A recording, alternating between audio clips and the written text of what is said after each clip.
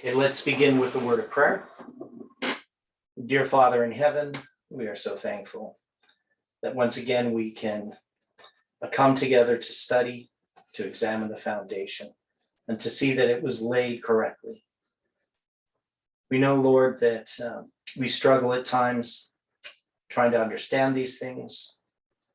There are moments of doubt and uncertainty. But we know, Lord, that you continue to shine light upon our path. And we ask that you can give us the strength to continue to walk in that advancing light. Be with each person in the decisions they make each day. Help us to glorify you in our words and our acts. Help us to spend time each day contemplating your truths and receiving the correction through thy Spirit. Be with us now in this study. We pray this in Jesus' name. Amen.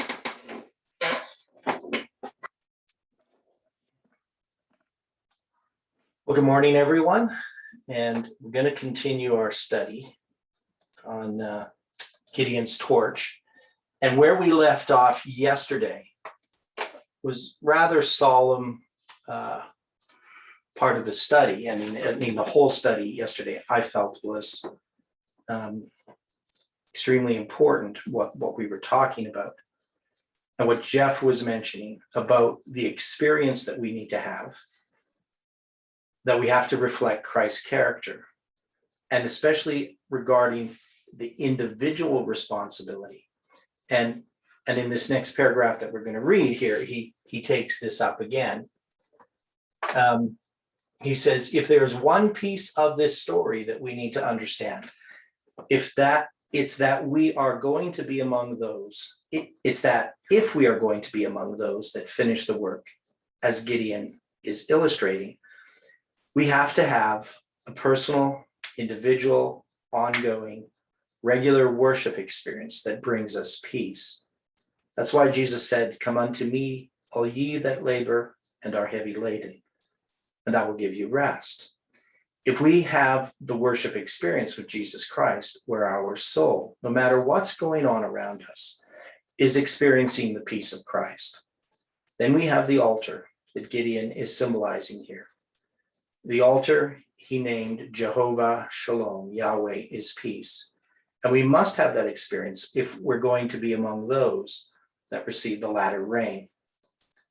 So this is an extremely important part that we individually do this and to have peace no matter what's going on around us. And I don't know if this is really the case, at least I can't say personally that this has been the case with me. There's times I don't have peace, that I worry, that things seem like they can't possibly work out. But yet again, we come to God and we ask him to continue to work in our lives, and he does give us that peace. But this needs to be continual. Now, and this was, of course, in connection with that first sign, which was this offering, which had 3 different parts to it. So there's a lot of symbolism in there. Does anybody want to comment about that first offering? The first sign, I mean.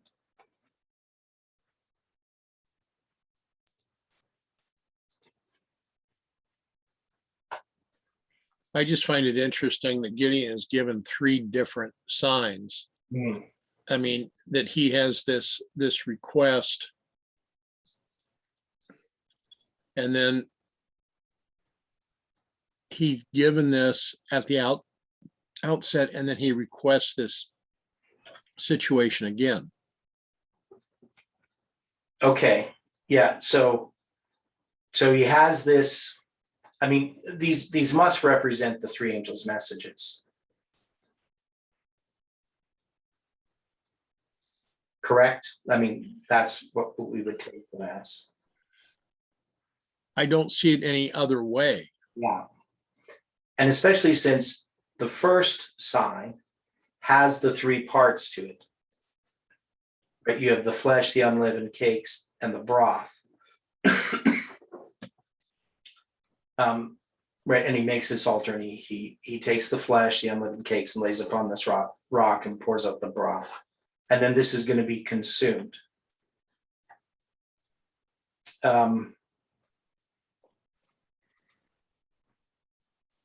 Now, seeing here if there's something else that I'm missing. So this part here in Judges 6:25, and it came to pass that the same night that the Lord said unto him, take thy father's young bullock, even the second bullock of 7 years old, and throw down the altar of Baal that thy father hath, and cut down the grove that is by it. And build an altar unto the Lord thy God upon the top of this rock in the ordered place, and take the second bullock and offer it burnt sacrifice in the wood of the grove which thou shalt cut down. Then Gideon took 10 men of his servants and did as the Lord had said unto him. And so it was, because he feared his father's household and the men of the city, that he could not do it by day, that he did it by night. So this part here I find quite intriguing. So what's going on here? I mean, I just...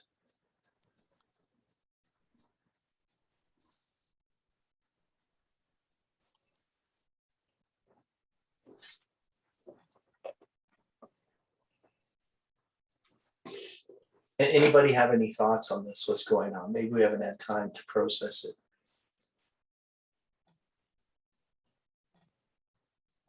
So the question is, what is the second bullock? Why is there a second bullock of 7 years old? What does that imply? A second period of 7 times. Okay. What would so this would say that there's a first bullock of 7 years old. Right. So, the commentators have a problem with this verse. I'm going to read what they say here about this. There is some difficulty in this verse, for according to the Hebrew text, 2 bullocks are mentioned here, but there is only one mentioned in Judge 6:26. And Judges 6:28.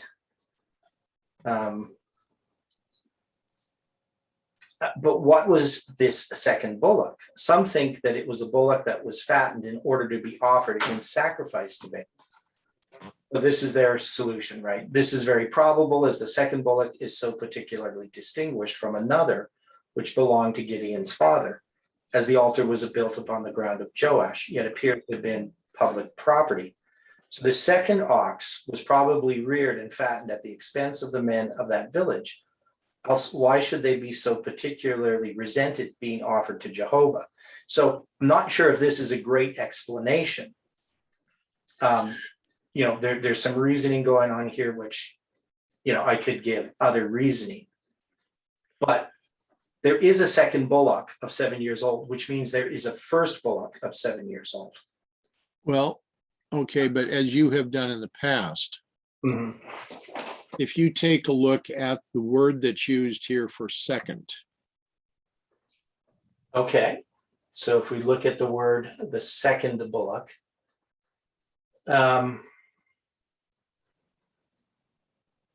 Shani, properly double. Is that what you're referring to? That's exactly what I'm referring to. Right.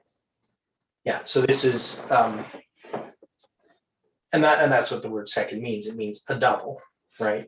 Well, if I'm reading that correctly, this is a derivative of another word. Yeah, 8138. So let me go here.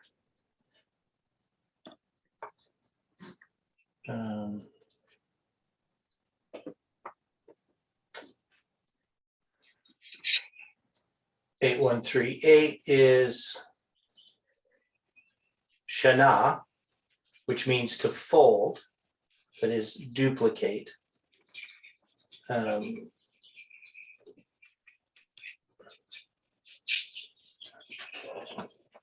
You would apply this to like a mirror? No, what I'm asking is if this is since this is a word that is supposed to mean doubling, is if this is not something to prepare Gideon for the second angel's message. Oh, okay. Well, possibly. I mean, I guess that application could be made. I mean, the fact that this bullock is 7 years of age is significant. So, this second bullock of 7 years, which implies that there's a first bullock of 7 years. So there's 2 7-year periods for each of these bullocks. So they're probably the same if they're both 7 years old. They started the same, but the idea is that there's 2 of them. And his explanation or suggestion that somehow this is connected to, I don't know if I quite agree that the reason they would be offended is because it's that it's their bullock in some way. I would think that's more just that, he's taking down the altar of Baal. I mean, I think that's pretty much good enough reason for them to be upset. Wouldn't you think? Well, okay, as we read 6:25, and it came to pass the same night that the Lord said unto him, take thy father's young bullock. That's identifying one. So, and so I'm not sure necessarily young bullock because it's 7 years old. I mean, I'm not sure how long they live. Because I would think of young as more, a couple of years old or something. Well, reading this in context, the young bullock, I mean, the way that's coming across from H6499. Yeah, that doesn't really seem like young so much. I mean, it can mean that. Well, it's saying bullock breaking forth in wild strength. Or perhaps in dividing which could refer to getting of the hoof or something like that. But I don't know. Yeah. So I'm not sure why, because it's called the young bullock, even the second bullock of 7 years. So I'm not sure if necessarily it should be translated as young, though Young's literal translation translates it as young. I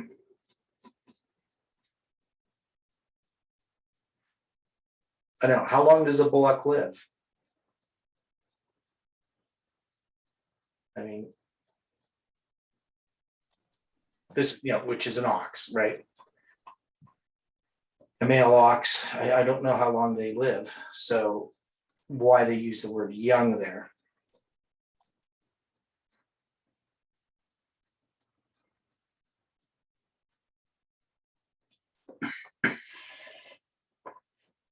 So anyway, there's something going on here that I don't fully understand, but let's go back to Jeff's notes. And it came to pass the same night that the Lord said, take thy father's young bullock, even the second bullock of 7 years old, and throw down the altar of Baal that thy father hath, and cut down the grove that is by it, and build an altar unto the Lord thy God upon the top of this rock in the ordered place, and take the second bullock, and offer a burnt sacrifice with the wood of the grove which thou shalt cut down. Then Gideon took 10 men of his servants, and did as the Lord had said unto him. And so it was, because he feared his father's household and the men of the city, that he could not do it by day, that he did it by night. So we've read that. The family to which Gideon belonged was grievously infected with idolatry. His father erected at Ophrah, where he dwelt, a large altar to Baal, at which the people of the towns worshipped. Gideon was commanded to destroy this altar, to cut down the groves that surrounded it, and in its stead to erect an altar to Jehovah over the rock on which the offering had been consumed, and then to offer a sacrifice unto the Lord. Gideon faithfully carried out these directions, performing the work by night, lest he should be compelled to desist if he attempted it by day. The deliverer of Israel must declare war upon idolatry before he went to battle with the enemies of his people. He must esteem the honor of God above the credit of his father and regard the divine commands as more obligatory than parental authority. It was of great importance that the deliverance of Israel should be preceded by a solemn protest against the worship of Baal and an acknowledgement of Jehovah as the only true and living God. So that's from Signs of the Times, June 23rd, 1881. The first thing that had to be confronted by Gideon is Baal worship in his father's house. So this is Jeff's commentary. Before the war starts, I should go back to the screen. Sorry about that. The first thing that had to be confronted by Gideon is Baal worship in his father's house. Before the war starts, to prefigure the latter rain, loud cry message, there was going to be a battle that takes place. In Adventism, our greatest need is for a revival. We read that passage in our last article. And in that it says that the revival need not be expected to come without reformation, and the reformation cannot be separated from the revival. God calls for a spiritual revival and a spiritual reformation. Unless this takes place, those who are lukewarm will continue to grow more abhorrent to the Lord until he will refuse to acknowledge them as his children. So the point that Jeff is bringing up is that there needs to be this revival and reformation. And in 1999, he's looking for this to happen in Adventism. And he's looking for a group of people that somehow are typified by Gideon as going to be the impetus of this revival within Adventism. Now, when we look at Adventism in this really sketchy sort of overview of Adventist history from 1957 to the present, we saw that Adventism had, with the book Questions on Doctrine, really entered into a period of darkness. But Adventism was still focused upon the church. That is, there was very little reform going on within Adventism, or I should say, there were not a lot of different groups. Adventism was still more kind of unified in the sense that if you were a Seventh-day Adventist, you were a Seventh-day Adventist. There wasn't independent ministries and a bunch of different churches that were, not denominational, like historic Adventist churches and things like that we see today. And so what ended up happening, and Jeff had talked about this before as well, is that prior to 1989, any light that was coming to Adventism that was going to bring about any kind of spiritual reform was really coming from the ministry. That is, there wasn't independent people, lay people on any kind of number who were giving a message to the church. In 1989, Jeff is then raised up to give this message to the church. But we saw just before Jeff came on the scene, a counterfeit message. And it came in different forms. So one was Charles Wheeling, I believe his name was. Charles Wheeling was using Daniel 11 and the repeat of history, but in a very different way from how Jeff was doing it. There was also the 1987 Jubilee movement that was looking for the second coming of Christ in 1987. And at this time, in this period, in the 80s, you have really an expansion. You see ministries like uh, what is it called? Can't think of the name. Ty Gibson's group. Light Bearers, that's it. Groups like that. You have Hope International. You have all of these different organizations and groups now trying to bring reform to Adventism. And then you have Jeff. And Jeff is not a minister. And he has this movement that really brings us back to the old paths. Now, we know now in Adventism, there's tons of ministries. Everybody has a ministry. And Adventism is the most represented church on the internet because most churches have their church's websites, but you don't have, half of your church membership with their own religious website, or maybe it's not half, but a large number of people who belong to that denomination having ministries. You just don't see that in many churches. And in Adventism, it's something that's basically rampant. I mean, Adventism has all kinds of voices giving all kinds of messages. And you can see that easily anytime you're on the internet, you go to Facebook, and you're going to see all kinds of winds of doctrine. But we believe that this movement is a rational and calm voice within all of that confusion. And that somehow, through all of this, that this movement is going to give a message of revival and reformation that will be heeded by a large portion of Seventh-day Adventists. That's what we teach. And this is the struggle we face, because for some people, this movement went off track in their minds. And it went off track even before July 18th. It went off track quite early on. Once, they would even say by 2014, that Jeff's message wasn't the same. And that people were just following Jeff, and that Jeff was getting on his high horse and believing he was more important than he really was, and all these kinds of false accusations. So people came into this movement who just like when they were Adventists and part of the Adventist church, just seeing the problems and not really doing anything to really help the situation. That is, they weren't understanding the message, and they were doing more damage than good to this movement. But yet this movement is of God. And so this movement has to continue in order for this work to be accomplished. And so when we're looking at the story of Gideon, I think that there are some things that will help us understand why the movement is in the condition it is, and that this is in God's order. That this isn't some failure of the movement, but this is the way that God does things. So we know that there has to be this revival. Now, there has been a revival. Maybe it hasn't been in the large part of Adventism.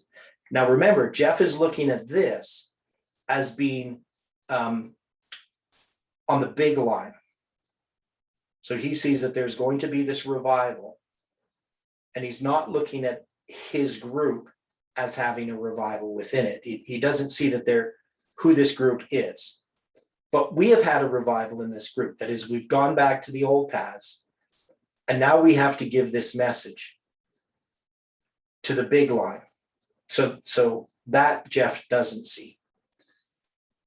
He says that the first thing that had to be confronted by Gideon is Baal worship in his father's house. Right? Have we addressed that in this movement? Has that revival been happening within Adventism?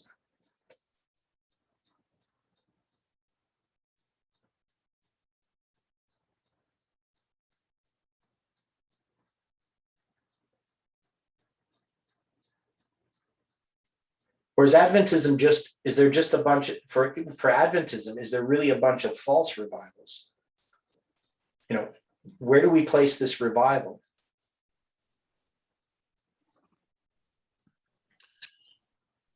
it can't be placed within Adventism. Yeah, I don't think it can be, because I look at Adventism and I know lots of Adventists and I know lots of movements that exist.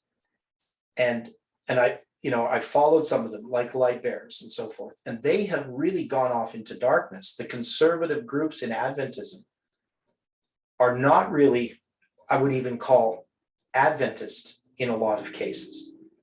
They're really not much different than the church was 15 years ago, when they started their message to revive the church.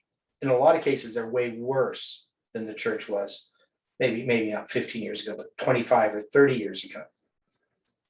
So Adventism has really not had a revival.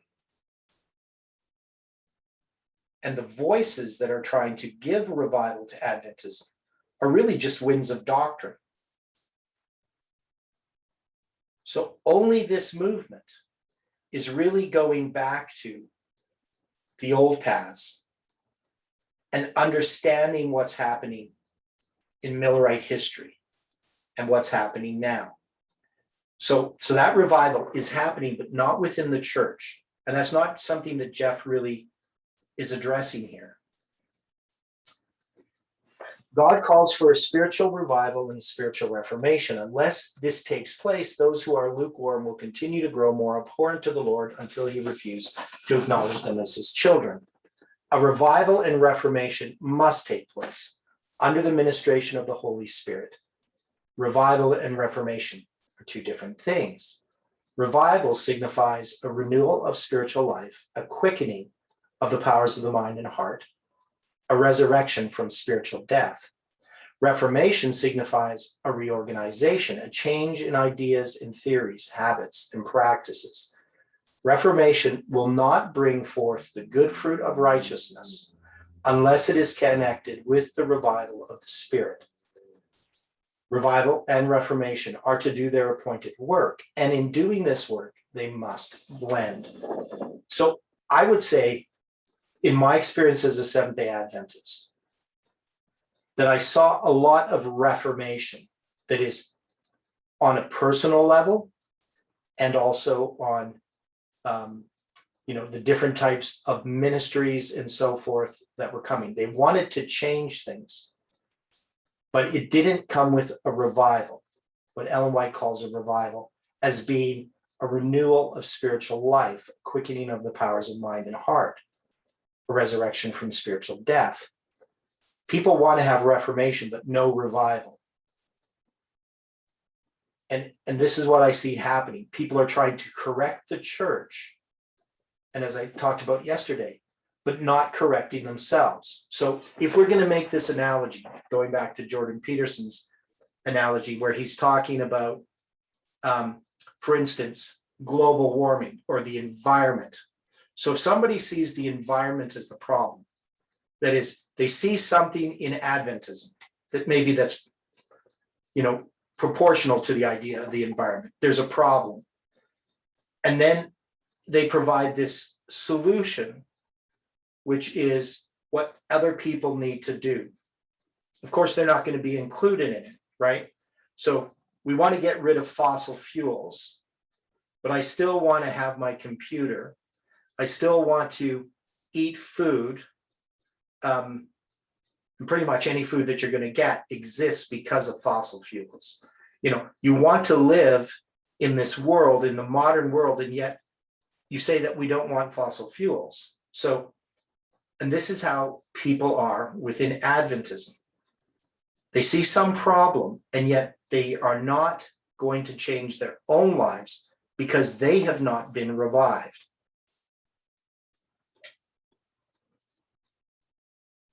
So if we look at this, the problem, and you look at the solution always lies closer to home.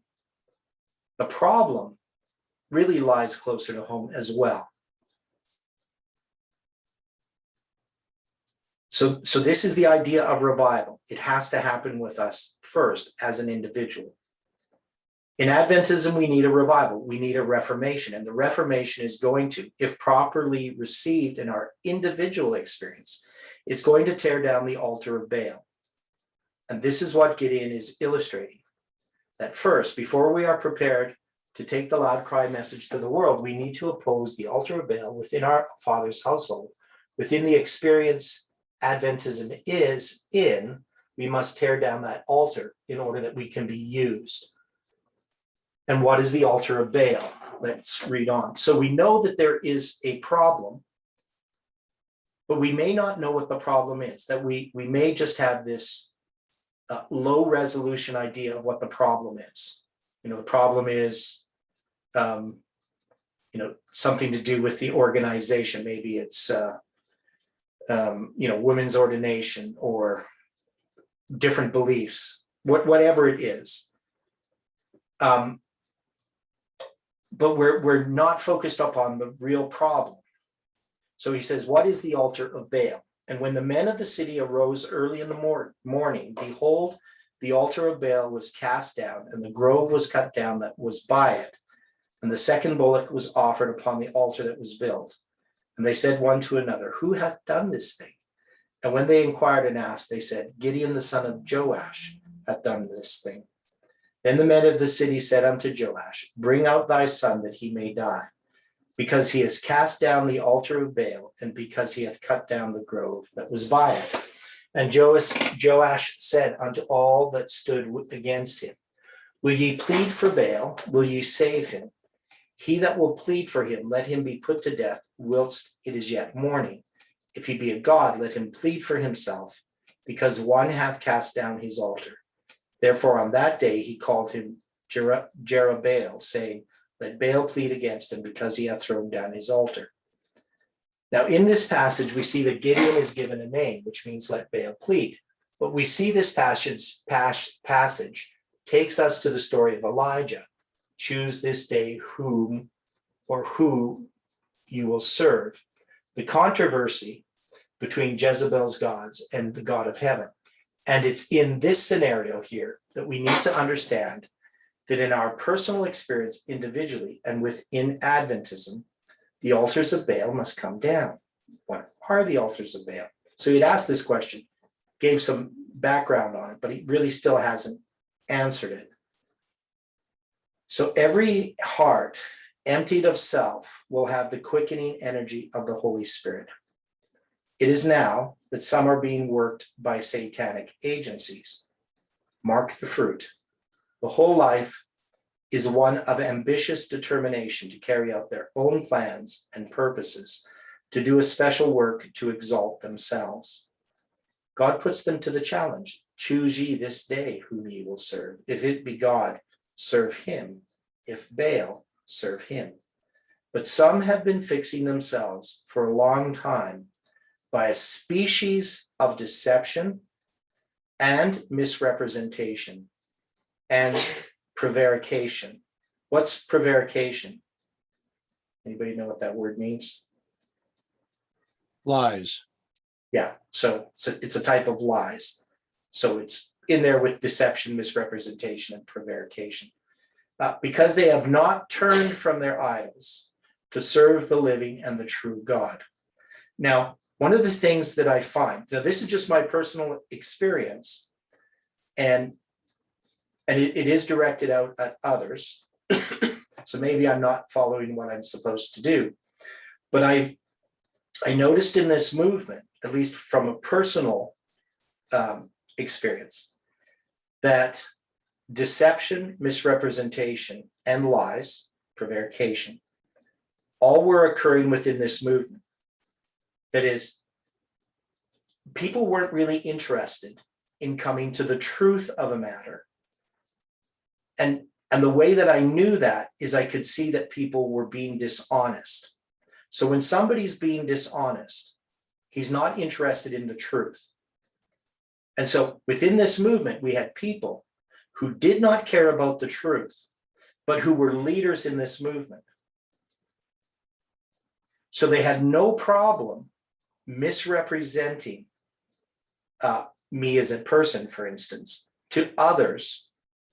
They had no problem doing that because they wanted to exalt themselves. So people were willing to tear down their brother for the simple reason that they didn't want attention drawn to their brother. Now I've experienced this personally. And what I did was I believed that if it was the truth, that God would take care of it, whatever it was. And it's happened to me all through the time that I've been in this movement, which is why I never was put in a position within this movement. I ended up speaking at some of these camp meetings, but I was never really given a position of responsibility. And I was always thankful for that. Now, why would I be thankful for that?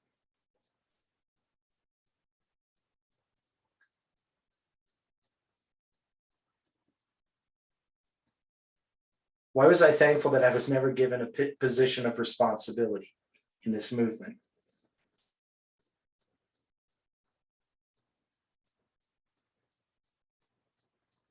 Why should we be thankful of that if it happens to us?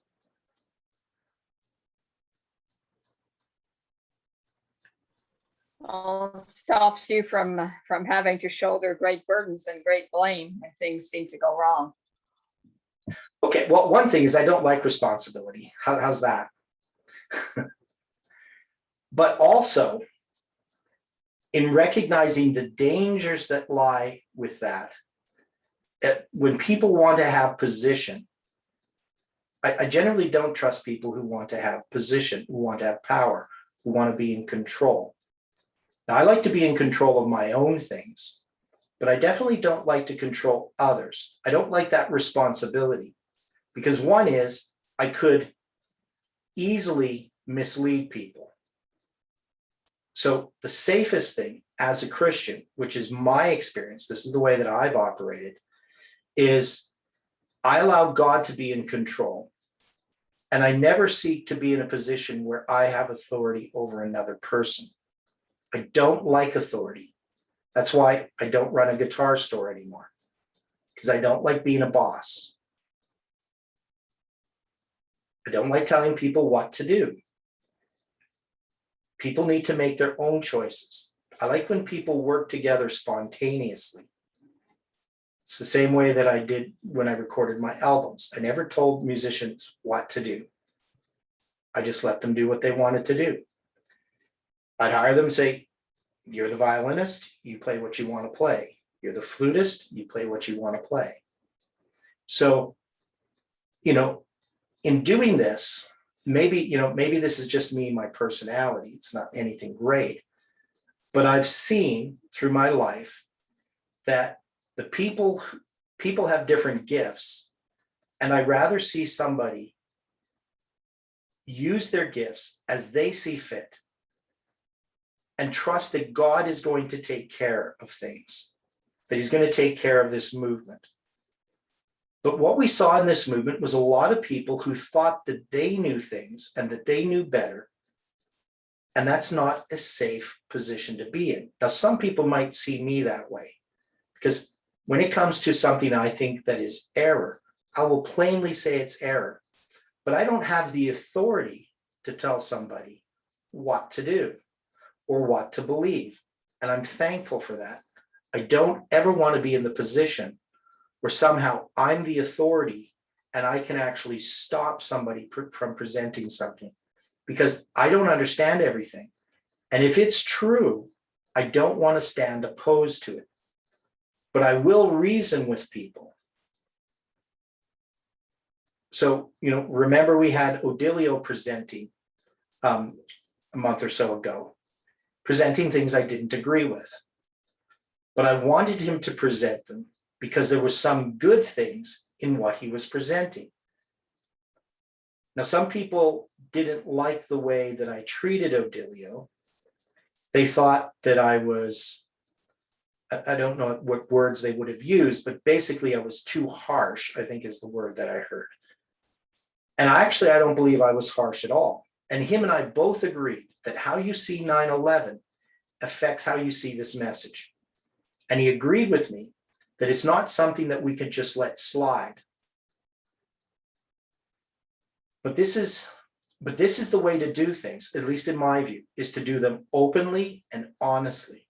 When you have deception, misrepresentation, and lies, when you have people distorting the truth because they want to have positions of power, those people are destructive and they're unconverted. And this is the problem in Adventism. This is the problem in the world. We all think that we know best. And do we? If it's true that we all know best, then that means, since we all have different opinions, that there is no such thing as objective truth. So we can't all know what's best. So what's the solution? What does revival do that changes things? How does it allow reformation to occur?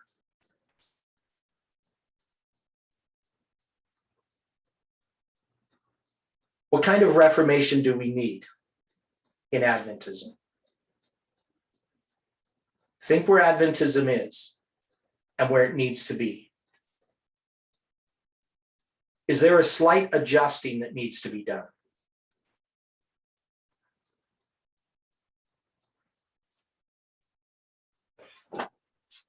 A lot more than slight. We all need to return to our first love, and we need to let God lead and not lean to our own understanding. Okay, so we've come to the conclusion that basically the institutions themselves cannot survive, because any true reformation is going to mean the destruction of those institutions, correct?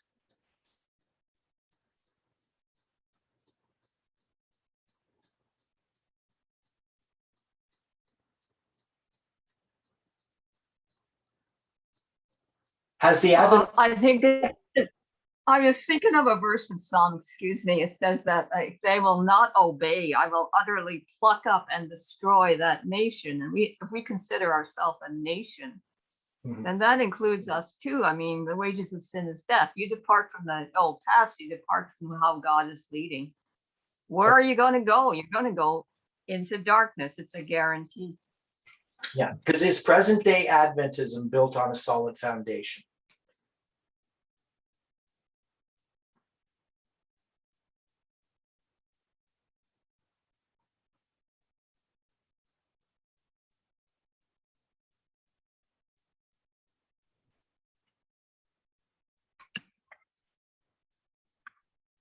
Well, if they're if it's William Miller's rules or William Miller's duels, Yeah. they've kind of we need the dirt brush man to come in and do some corrections. Yeah, so we can see one is they rejected the foundation of Adventism and built Adventism on a new foundation. And so the Reformation that's going to come has to sweep away the structure.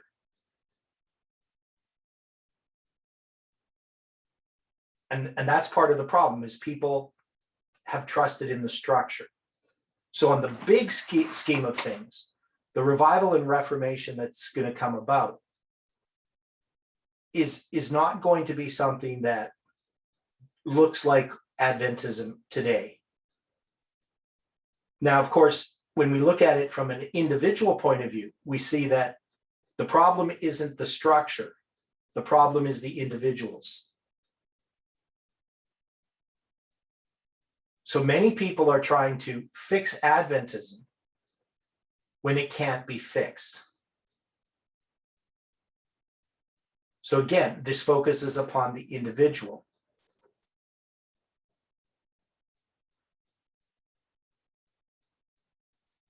Think of people living their whole life, which is one of ambitious determination to carry out their own plans and purposes, to do a special work to exalt themselves. I mean, doesn't this describe all of humanity?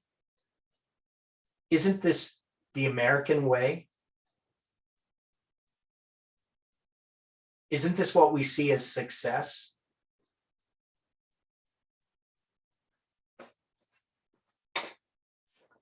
Even in the religious world, people have ideas and believe that their ideas are the best.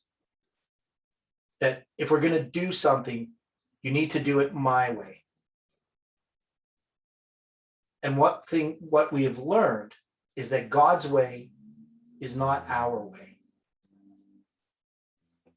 So this reformation that needs to come about with the destruction of our own ambitions, our own plans and purposes. Sister White is here saying a heart that is emptied of self is contrasted with a heart that is serving Baal. Speaking of a particular doctor, she says, he has so fully established the idol self in the heart and worshipped at its shrine. There has been no room for Jesus, no room for light, for love, for meekness, and lowliness of heart. Self is magnified into wonderful proportions. His only hope is to die to self, crucify self. If not, he loses that life which measures the life of God. It is life or death that is set before Dr. Burke. Choose you this day whom ye will serve. If the Lord be God, follow him. If Baal, then follow him. I would give my own life if such a gift would save his soul. But it would not. Though Noah, Daniel, and Job were in the land, as I live, saith the Lord God, they shall deliver neither sons nor daughters. They shall but deliver their own souls by their righteousness, which is the imputed righteousness of Christ. So that's Manuscript Releases, Volume 8, Volume 18, page 246. Baal worship, brothers and sisters, in our day and age, is self-worship, self-exaltation. To eliminate Baal worship, to tear down Gideon's father's altar of Baal in Ophrah, is to crucify self. And those that do that, as this text uses to illustrate for us, are Noah, Daniel, and Job. She says they deliver their own souls, no one else's, by their righteousness. And then she tells us what their righteousness is, that it is contrasted with Baal worship. She says that it is the imputed righteousness of Christ. The imputed righteousness of Christ is what comes from the experience of justification. What is justification? By faith. It is the work of God in laying the glory of man in the dust and doing for man that which it is not in his power to do for himself. When men see their own nothingness, they are prepared to be clothed with the righteousness of Christ. That's Faith I Live By, page 111. Now, the criticism of Jeff has been that he doesn't present righteousness by faith. But we can see that for Jeff, that's the first thing that has to be done. Without the righteousness of Christ, there is no revival and there is no reformation. So this is the boat that we're in, because we have tried to make reformation without revival. That is, we called for unity in this movement. And what did it result in? It resulted in a document published on December 6th, a declaration that basically was nothing more than man exalting himself above other men. But we're no different than the ones who made that document, right? So I keep, stressing this point, because we have this call to work in a unified way by December 25th. Whether, that date is arbitrary, it's on our line. What that means, I don't know. But it is a call to us individually to address the problem of ourselves and not the problems of others. So if we're going to have this movement serve its purpose, it's only going to be as if there is a true revival in the individual. Baal worship is self-worship. When we see our own nothingness as we look to the cross and recognize our own unworthiness, then we have the humility of the publican. Then we can be clothed with the righteousness of Christ.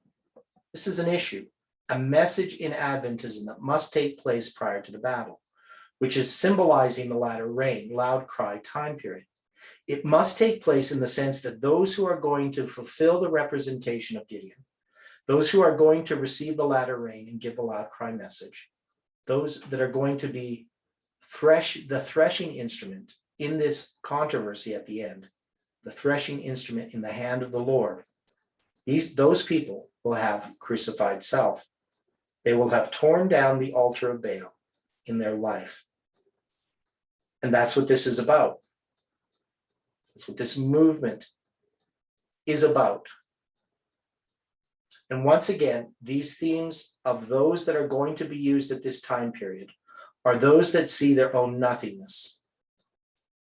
As Gideon has said, he is the least in his father's house. Those that have never sought positions, they are not those that have been seeking to exalt themselves, make their own plans, lift themselves up. This is Baal worship in the context of the story of Gideon.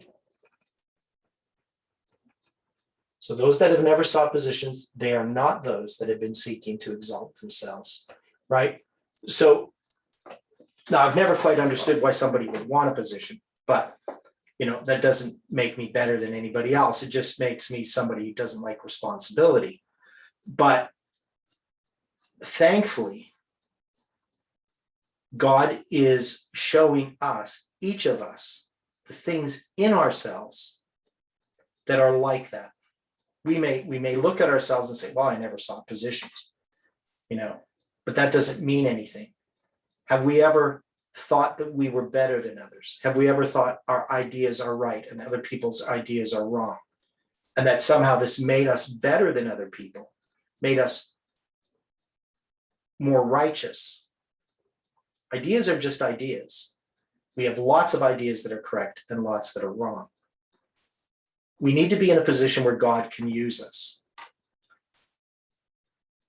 Okay, then all the Midianites and the Amalekites and the children of the east were gathered together and went over and pitched in the valley of Jezreel. But the Spirit of the Lord came upon Gideon, and he blew a trumpet, and Abiezer, father of help, was gathered after him. And he sent messengers throughout all Manasseh, who also was gathered after him. And he sent messengers unto Asher, and unto Zebulun, and unto Naphtali, and they came up to meet them. So he says, once again, here we see this threefold enemy as we set forth in our first article, based on more than 2 or 3 witnesses that this is symbolizing modern Babylon, the dragon, the beast, and the false prophet, the Midianites and the Amalekites and the children of the east. And they're in the valley of Jezreel. And we're going to look at this later. The geographical setting in Palestine is full of history that builds upon the final battle, most commonly known as the Battle of Armageddon. It's this valley of Jezreel that's just dripping with truths that tell us that Gideon is symbolizing God's people in this final battle. And he blows a trumpet under the Spirit of the Lord. A trumpet of Bible prophecy is a warning in Bible prophecy, is a warning message. And his family, Abiezer, comes to him, and they go out and gather the rest of his larger family and Manasseh together. Notice, please, that Manasseh is set apart from the 3 other tribes that come after him: Asher, Zebulun, and Naphtali. We demonstrated a biblical principle in our first presentation that on the testimony of 2 or 3, a thing shall be established in Bible prophecy. We have a study called the prophetic pattern, where we show there is a numerical combination in Bible prophecy that illustrates the 3 angels' message, followed by the 4th. We call it the 3-1 combination. When you find in Bible prophecy a combination of 3 followed by 1, 1 followed by 3, in the setting of an illustration of the end of the world, then you can rest assured that it's identifying the 3 angels' messages to be followed by the 4th angel's message. This is what's happening, what's being illustrated here in verse 35. We see Manasseh set apart from Asher, Zebulun, and Naphtali. And you have to ask yourself, why was it simply those 3 tribes that came and joined Manasseh? Why wasn't it just 2 tribes or 4 or 5 tribes? It was 3 and 1, because this pattern of 3 and 1 needed to be retained. If you are not familiar with this study, you can get it from us, but let's quickly refer to some of these examples in the Bible so you can see our point. In passages that deal with the end of the world, invariably you see a 3-1 combination illustrated. Sister White says several times that the test of Nebuchadnezzar's image symbolizes the Sunday law test. You see Shadrach, Meshach, and Abednego go into the fiery furnace, and there the fourth appears, a 3-1 combination. Ever wonder why Daniel wasn't there? He would have thrown off the combination. Noah and his 3 sons go into the ark, a 3-1 combination. Jesus tells us that the days of Noah symbolize the end of the world. We're told that the days of Sodom and Gomorrah symbolize the end of the world. Abraham received 3 visitors just before Sodom and Gomorrah are destroyed. The 2300-day prophecy begins with the 3rd decree to come out of Babylon. And the reason they came out of Babylon was to rebuild Jerusalem. And Sister White tells us in several places that the work of rebuilding Jerusalem that took place with literal Israel symbolizes the work that we are to do at the end of the world. And that work began on the 3rd decree. And it wasn't finished until Nehemiah secured a 4th decree. There's a 3-1 combination. So we're all very familiar with this. Jeff is just clearly showing that Gideon is describing the battle at the end of the world,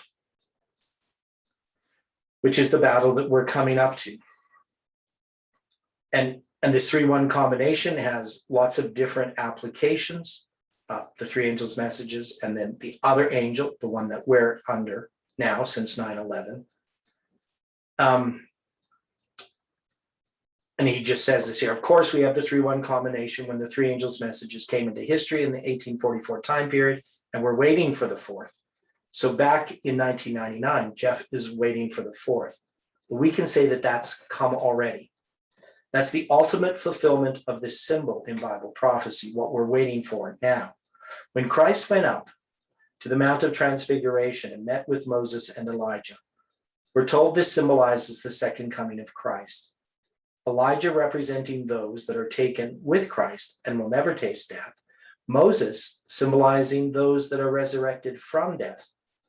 And when Christ went up to the Mount of Transfiguration, he took 3 disciples with him, a 3-1 combination. Typically, when Christ took a group of disciples aside, it would be 4, but not on this Mount of Transfiguration. Over and over again in Bible prophecy, you see this 3-1 combination illustrated. Just before the children of Israel entered the promised land in Numbers 22, you see Balaam trying to curse Israel, and he presents 3 prophecies. And then King Balak, in his frustration and irritation, tells Balaam to cease, but Balaam, on his own initiative, before he leaves, he pronounces one more prophecy, a 3-1 combination, just before the children of Israel go into the promised land. Now, this movement has been built, as you can see, upon this idea of this 3-1 combination. And this is before 9/11. This is before the understanding of the 2520. It's something that's clearly in Scripture. And of course, like the 3 decrees and the 3 angels' messages line up with each other, as does the 4th decree with the 4th angel's message. So now he's going to go back to the story in Judges 6:33-35. He says, we see the Spirit come upon Gideon. He's in confrontation now with modern Babylon. They've set up on the plain of Jezreel, in the geographical place where the end of the world is portrayed in the Bible. Modern Babylon is there, ready to do battle, and Gideon calls Israel into the battle. And those that respond to join with Manasseh are 3, the 3-1 combination.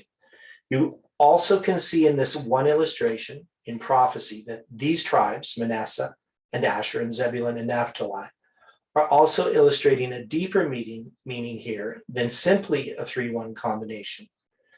We see intimated the 144,000 of Revelation 7 that comes from the tribes of Israel. When all this took place, Gideon dealt with Baal. He interacted with the men of the town that wanted to kill him. And then his father came to his defense. When all this took place, Sister White says, the Lord delivered Gideon from those men. The whole transaction, the stirring appeals of Gideon, produced a powerful effect upon the people of Oprah. All thoughts of violence were dismissed, and when moved by the Spirit of the Lord, Gideon sounded the trumpet of war. They were among the first to gather to him. He then sent messengers throughout his own tribe of Manasseh, and also to Asher, Zebulun, and Naphtali, and all cheerfully obeyed the call. So again, that quote from Signs of the Times, June 23rd, 1881. If you go to the Spirit of Prophecy, where Sister White's speaking about the Midnight Cry of 1843 and 1844 time period, or to the time period when the Sunday law arrives and the latter rain begins to arrive in history, she often uses this phrase or a similar phrase, produced a powerful effect. So that's in quotations. There's a power that comes into the movement at this time, and it's here after the confrontation with Baal takes place.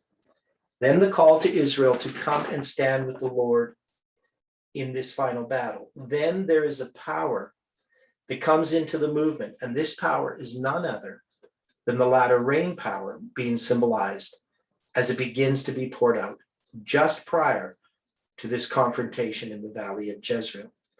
So remember, Jeff, again, he's in 1999. Is 9/11 this beginning of the latter rain in this time period? Is this the thing that he was looking for that would produce a powerful effect?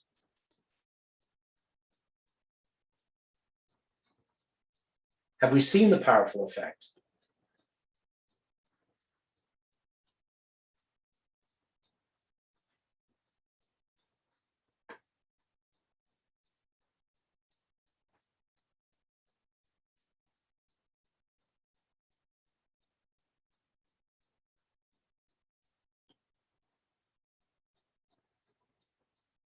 What is the importance of 9/11 to this movement?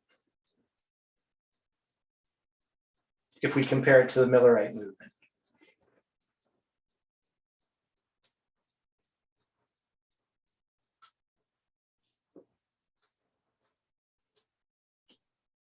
Well, we mark it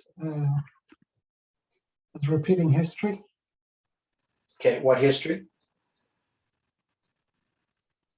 Well, 1840, 11th of August. Okay, so August 11th, 1840. And that purpose of 9/11, when the mighty angel of Revelation 18 comes down, and we get this latter rain beginning. Now, what is the latter rain? It's a message. It's a message, right? Now, so people always think that the latter rain is something magical. Like you pray for the latter rain, and you're expecting that, you're just out walking one day and all of a sudden the latter rain hits you.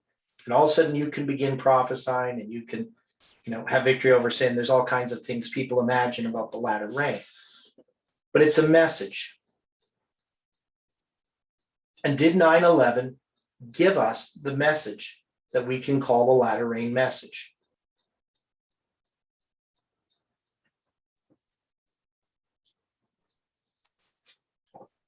The sprinkling of it, certainly. Well, the sprinkling. So now I know Jeff says it's a sprinkling because we know that this message is obviously hasn't gone to the world in power. And Jeff in 1999, he's looking actually for the Sunday law, right? He's not looking for the mighty buildings in New York City to come down by the hand of God, right? He's not looking for that in 1999. He just sees that the Sunday law is coming. A revival needs to happen. And that Sunday law to him is going to be the mighty angel of Revelation 18 coming down, and the loud cry will follow. But we can see that these events are actually tied together. So one of the things about Millerite history that Jeff always noted, maybe not always, but what he later noted, is that October 22nd, 1844 is a type of the Sunday law.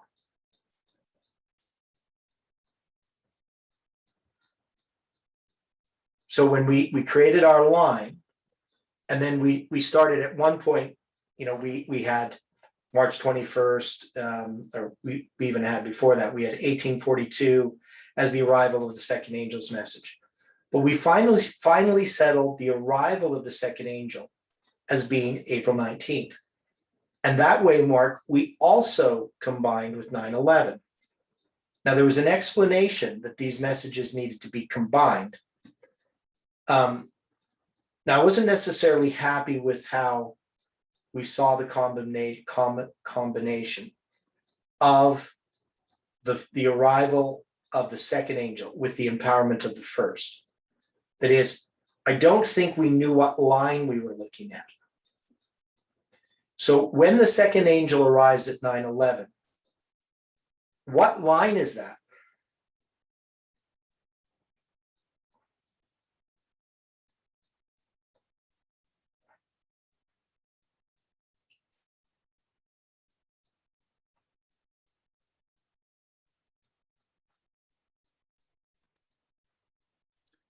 It's like an internal line. Okay. Whose internal line? For the church. Okay. So what that sets up is it sets up the idea that from the first day of the first month to the 10th day of the seventh month is this line that we can take from Millerite history and we can put into our line. So let's take a look at this again.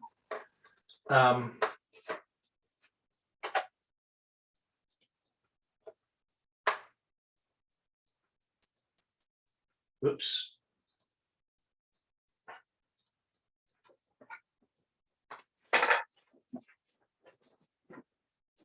Okay.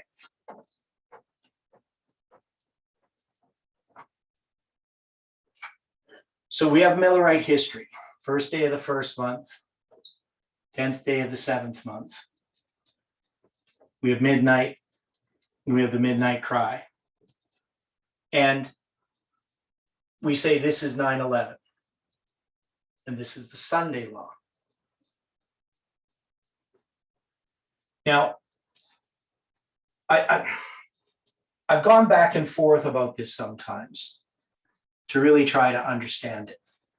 But if we go back to 1798 and we look at Ellen White, how she would see this line, she would see, the first angel's message, you're going to have the second angel's message. This is going to arrive on April 19th, 1844.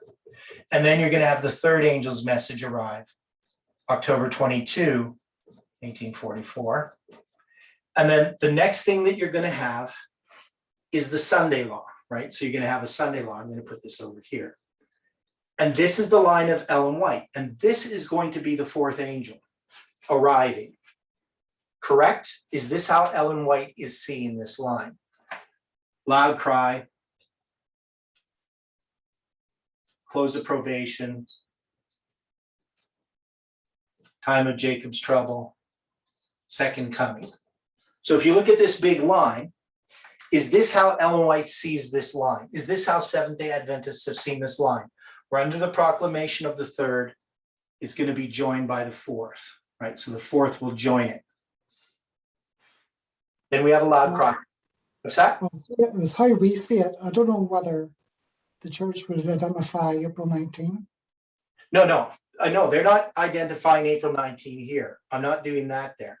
I'm just saying Ellen White's going to look at the third angel arrives here. It's going to be joined at the Sunday law. So this is how Ellen White would see it. This is how Adventists would see this part. Not necessarily this part. They're going to see the second angel arrives. Well, they should see that it arrives April 19th. I mean, Ellen White at least should.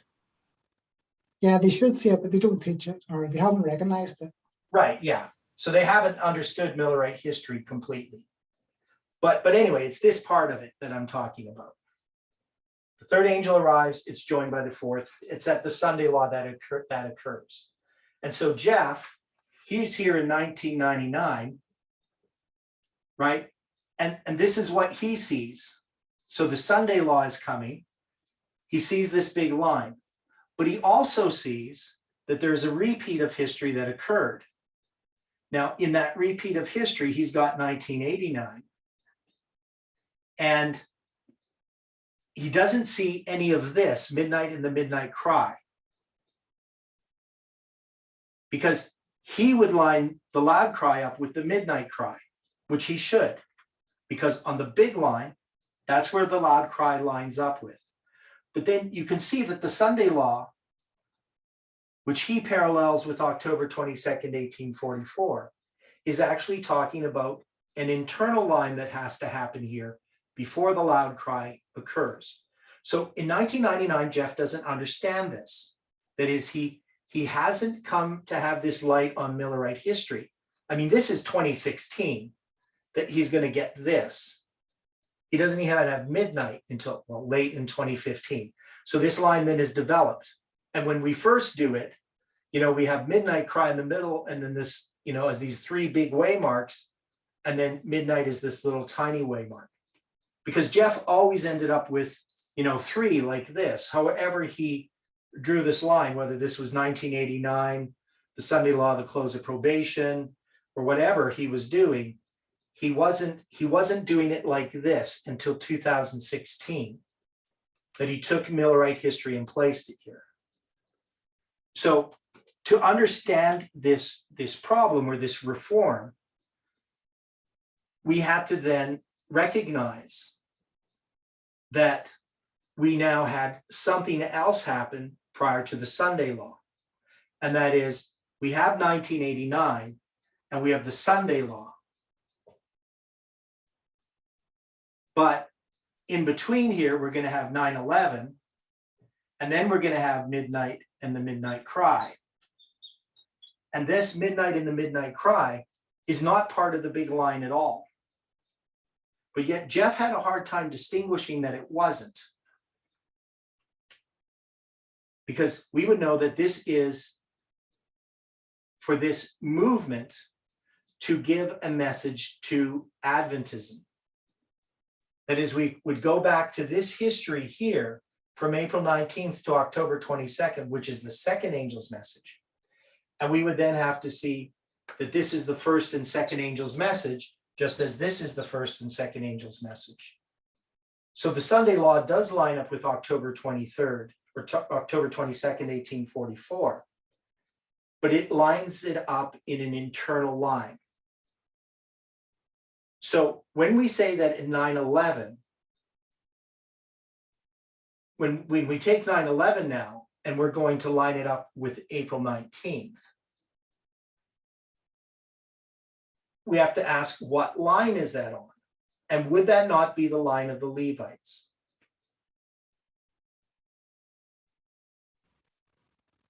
Just on this simple thing here, that this is the line of the Millerites, this is their testing period. First you had the Protestants, then the Millerites. So wouldn't 9/11 be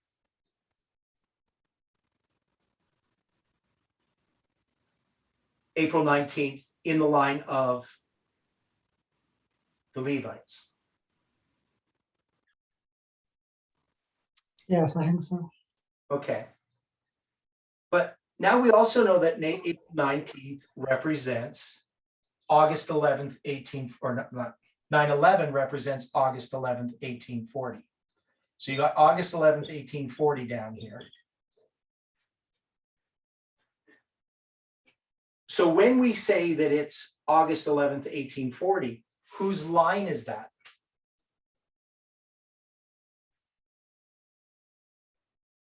That was the Protestants. Okay. So, because this is under the first angel's message. Yes. So if we're going to say that this is August 11th, 1840, but Jeff in 1999, he's not even seen 9/11 yet. So this is for the Protestants, and I agree with that. But this is under the first angel's message. Is 9/11, when it's the empowerment, is it the empowerment of the first angel's message in our history?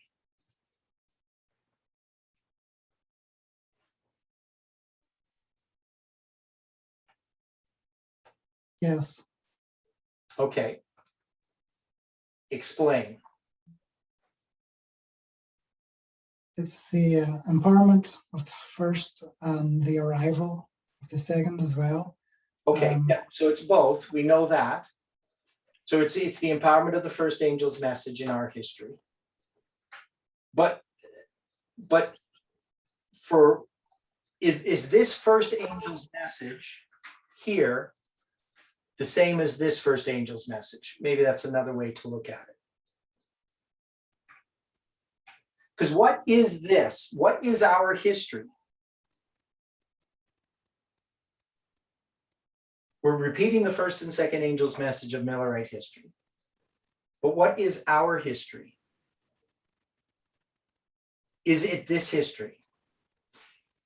In a sense, it's the first history. You have the Protestants being the temple cleansing, Yeah, and then you have the Millerite church or whatever temple being cleansed. yeah, So it's going from the big to like a smaller amount of people. yeah. But ours is like a temple cleansing first for the church, and then expands to the other churches. So it's like a mirror in a sense. Right. So this is something that I don't know if we fully sorted it out, but it's something that Jeff used to always talk about, is that we were supposed to be going from a smaller group of people to a larger, where theirs is from a larger to a smaller in Millerite history. Depends how you look at it, what you're talking about, but in the context of what you're saying here. So we have a problem, something that I don't think that we've really sorted out, in that we know that ours is actually the history of the other angel, and yet the first and second angel's message come. But the other angel is coming at 9/11, and 9/11 is the empowerment of the first angel's message, and also the arrival of the second. So that's a problem. It's existed in this movement, this idea, but what it means, just that they're going to be combined, I don't think is sufficient.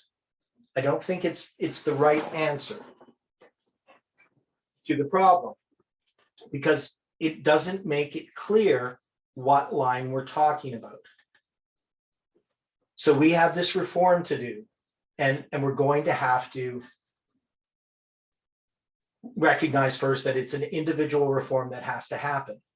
But we still believe that something's going to happen on a bigger scale.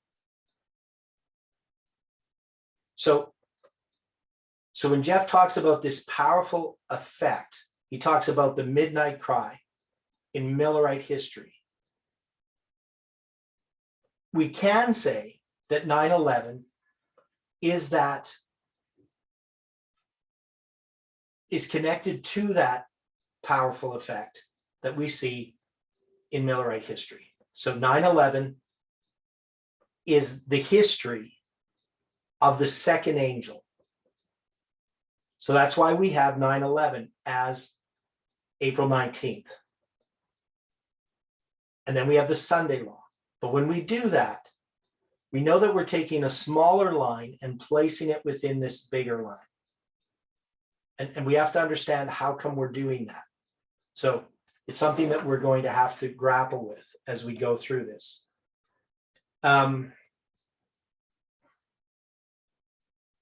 So a power has to come into the movement. And Gideon said unto God, if thou wilt save Israel by mine hand, as thou hast said, behold, I will put fleece of wool on the floor, and if the dew be on the fleece only, and if it be dry upon all the earth beside, then shall I know that thou wilt save Israel by mine hand, as thou hast said. Now, I don't really want to get into these too much yet, because we're going to spend time looking at these signs. But we have the fleece. And so just sort of preliminarily to tomorrow's study, what is this about? What is Gideon doing? What's Gideon's problem?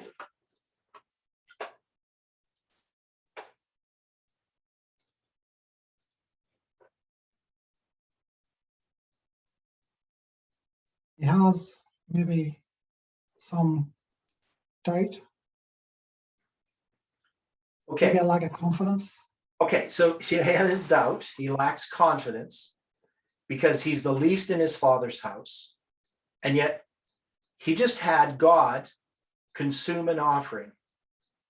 He also just came and took down the altar of Baal. And then he offered up this ox of 7 years of age. And then he called them all together to have this battle against the Midianites, right? So we have all these things happening. Why does he need the sign of the fleece? Wouldn't this be, if thou wilt save Israel by mine hand, as thou hast said? So he knows God's already said it. Why is he now putting God to the test? Wouldn't this be a wrong thing to do? Shouldn't he just accept what God has told him to do?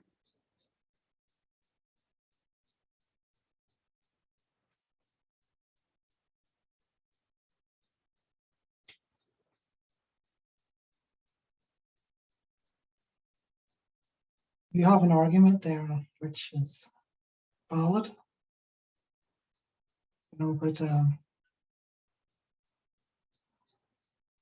maybe there's still some concerns in the back of his mind that he wanted to have sorted. Yeah.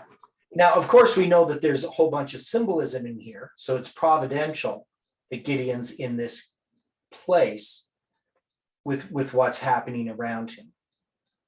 And what we're going to look at tomorrow is what these signs of these fleece must represent in our history. At least one way that we can apply them.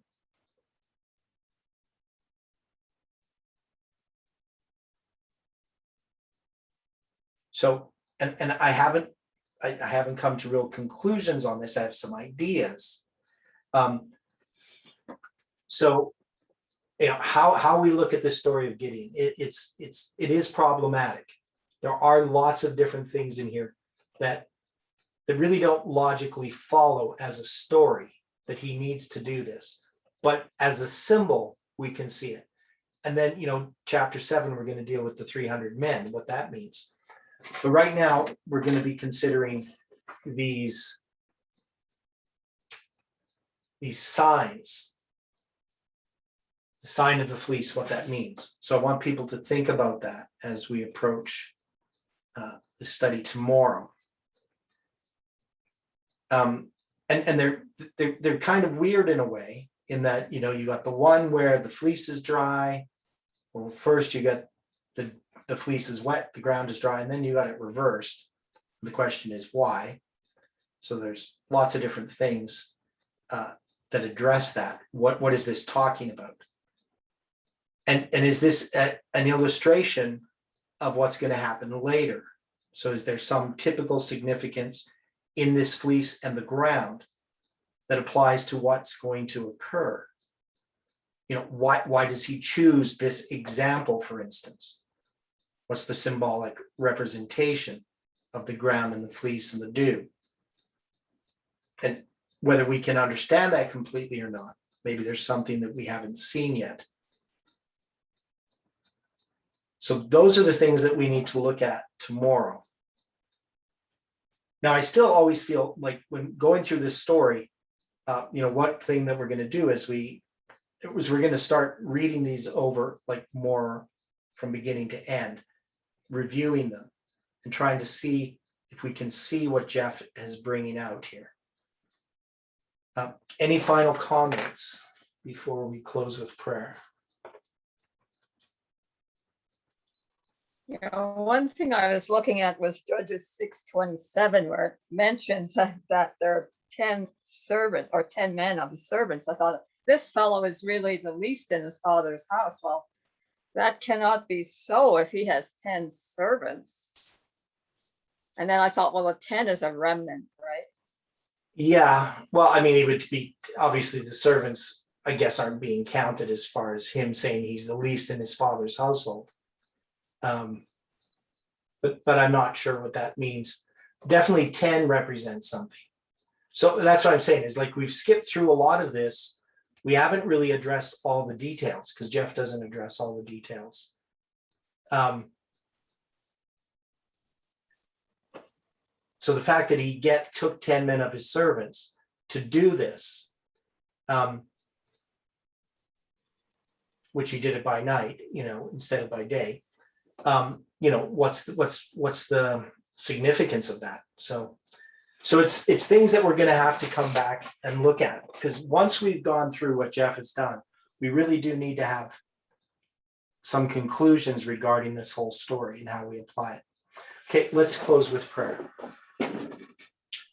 Dear Father in heaven, we are so thankful once again for the way that you teach us and for this study in Gideon, for the blessings of the light that you gave Elder Jeff, and for the blessings of this movement.